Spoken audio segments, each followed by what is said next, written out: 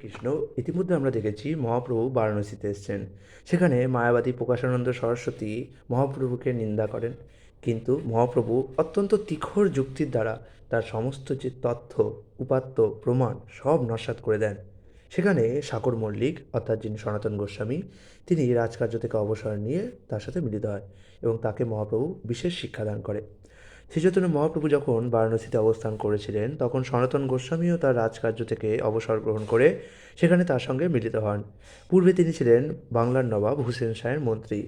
রাজকার্য থেকে ছাড়া পেতে তাকে প্রথমে একটু অসুবিধা ভোগ করতে হয়েছিল, কেননা নবাব তাকে রাজকার্য থেকে অবসর গ্রহণ করতে দিতে চাইছিলেন না। কিন্তু তবুও তিনি সেখান থেকে পালিয়ে বারাণসীতে এসেছিলেন এবং শ্রীচৈতন্য মহাপ্রভু তাকে ভক্তিতত্ত্ব বিজ্ঞান সম্বন্ধে শিক্ষাদান করেন।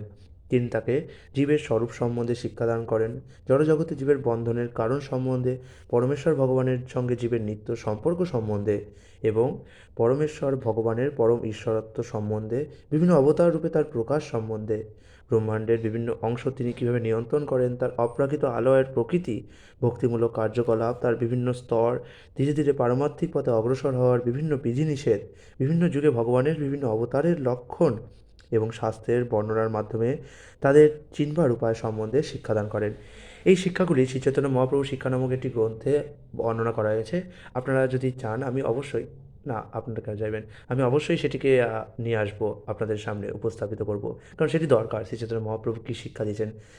শ্রী চৈতন্য চরিতামৃতের এক বিরাট অধ্যায়ে সনাতন গোস্বামীকে দেওয়া শ্রী চৈতন্য মহাপ্রভুর শিক্ষা বিস্তৃতভাবে বর্ণিত হয়েছে।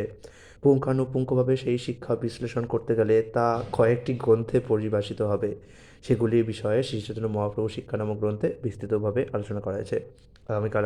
আগামীকাল কেন, আর 1 ঘন্টা পরে আমরা দেখব মহাপ্রভুর মথুরা এবং বৃন্দাবন দর্শন। হরে কৃষ্ণ।